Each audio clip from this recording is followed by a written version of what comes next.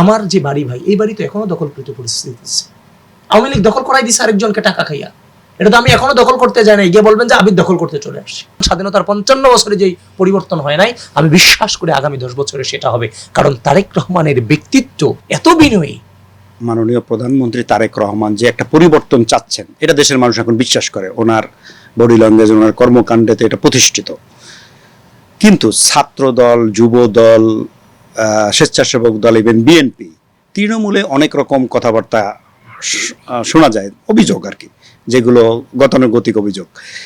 তো অনেকেই বলে থাকেন যে আসলে এই সংগঠনগুলো, তৃণমূলের নেতৃত্ব এখনো তারেক রহমানের যে রাজনীতির আদর্শ বা ওনার যে ফিলোসফি, সেটাকে ধারণ করতে পারছে না।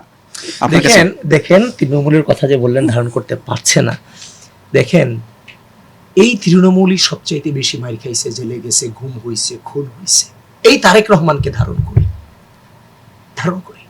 যে রাজনৈতিক সংস্কৃতিতে গোটা বাংলাদেশ গত 20টা বছর ছিল, কিংবা বাংলাদেশ সংস্কৃতিতে এরকম ছিল, বিএনপির নেতাকর্মীরা যে লেভেলের ক্ষতিগ্রস্ত হয়েছে, এই ক্ষতিগ্রস্ত হওয়ার পরে যে ধরনের একটা মবক্রেসির শিকার হয়েছে সোশ্যাল মিডিয়ার মধ্যে দিয়ে, সেটা তবে অস্বীকার করতে পারবেন না ভাই।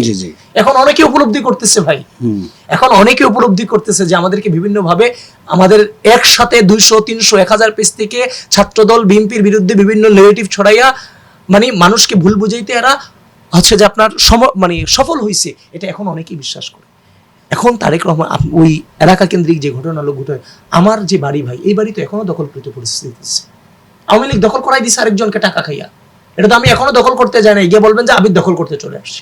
তো বিগত 17 বছর তো আমাদের দোকানপাট, বাসা বাড়ি সবই দখল করে নিয়েছে আওয়ামী লীগের এবং সাঙ্গপাঙ্গ আশেপাশে যারা আছে। ওইটা নিতে যাওয়ার পরে কিন্তু আমাদের বিরুদ্ধে বদনাম হয়েছে, কিংবা বদনাম ছড়াইছে, নেগেটিভ ছড়াইছে। তো সুতরাং তৃণমূলের যদি কন্ট্রোলে না থাকতো, কিংবা তৃণমূল যদি না শুনতো, তাহলে তো আজকে গণঅভ্যুত্থানই হয় না। সুতরাং তারেক রহমানের ডাকে সাড়া দিয়ে মৃত্যুর পথকে বেছে নেওয়ার পিছনে সবচেয়ে আগায় ছিল তৃণমূল। সুতরাং নানান ধরনের নেগেটিভ ভাই সরায়। আমি বারবার বলতাম, রাজনৈতিক সংস্কৃতি, গণতান্ত্রিক মূল্যবোধ এবং নৈতিকতা বাংলাদেশের সুন্দর ঘটায়। এটা একমাত্র ফিরিয়ে আনতে পারে তারেক রহমান। কারণ ওনাকে আগে থেকে তো চিনতাম, জানতাম। একটা মানুষকে না দেখলে, না কথা বললে, না চিনলে তার সম্পর্কে বোঝা যায় না দূর থেকে। আওয়ামী লীগ তো অনেক ধরনের ফলস নেগেটিভ টাকা দিয়ে ছড়াইছে, অনেক সাংবাদিকের ওইটার জন্য দুঃখ প্রকাশ করছে, পরবর্তীতে ক্ষমা চাইছে এক প্রকার। তো জনাব তারেক রহমান, উনি এত বড় একটা জানাজা দেখেছেন তার বাবার, তারপর উনি জানাজা দেখলেন মায়ের। ওটা বাংলাদেশটা তার বাবা এবং মায়ের। সুতরাং এই বাংলাদেশের মানুষের জন্য তারেক রহমানের নিজের তো সবই হারাইছেন। নিজের জীবনের সবচেয়ে জৌলত সময়টাতে সবচেয়ে বেশি নির্যাতিত হয়েছেন, এবং উনি ওই নির্যাতিত জায়গা থেকে সবচেয়ে খারাপ সময়টা উনি দেখছেন বলেই এই জাতি যেন সামনে আর কোনো খারাপ সময় না দেখে, সেটার জন্য উনি চেষ্টা করে যাচ্ছেন। উনি বারংবার চেষ্টা করে যাচ্ছেন। ওনার ব্যক্তিত্বের প্রভাব আজ সর্বত্র ছড়িয়ে গেছে। আজকে এই মুহূর্তে দেখলাম, এই বাংলাদেশে প্রথম আজকে দেখলাম সেনাবাহিনীর যে ট্রেনিং, এই হচ্ছে যে বিলে চলে গেল যে সেনাবাহিনী ট্রেনিং দেখার জন্য গিয়ে তাদের সাথে খাচ্ছে। একটা মানুষের প্রভাব একজন প্রাইম মিনিস্টারের প্রভাব যখন ওইভাবে যায়, এটা কোন লেভেলের পড়তে পারে একটু চিন্তা করে দেখেন। আজকে ঢাকা শহরের ট্রাফিক জ্যাম কিন্তু অনেক কমে গেছে ভাই, অনেক কমে গেছে। কারণ প্রাইম মিনিস্টার নিজের ট্রাফিক জ্যামে বসে থাকেন।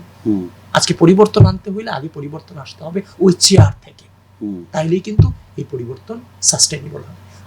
আমরা চাইতাম বাংলাদেশে পরিবর্তন, কিন্তু সেই পরিবর্তন চাইতে হবে প্রধানমন্ত্রীর জায়গা থেকে। প্রধানমন্ত্রী চাইছেন আমি 10 বছর বেশি ক্ষমতায় থাকবো না, পরবর্তী জেনারেশন ক্ষমতায় আসবে, দায়িত্বে আসবে। সুষ্ঠুভাবে যখন ক্ষমতা হস্তান্তর 2 বছর হয়ে 2টা নির্বাচন যদি ভাই সুষ্ঠুভাবে ক্ষমতা হস্তান্তরের মধ্য দিয়ে চলে যায়, এই বাংলাদেশ আর পেছনে ফিরে কোনোদিন তাকাবে না। 50 স্বাধীনতার 55 বছরে যেই পরিবর্তন হয় নাই, আমি বিশ্বাস করি আগামী 10 বছরে সেটা হবে। কারণ তারেক রহমানের ব্যক্তিত্ব কমপ্লিটলি ডিফারেন্ট, এটা ভাষায় প্রকাশ করা যাবে না। এত বিনয়ী,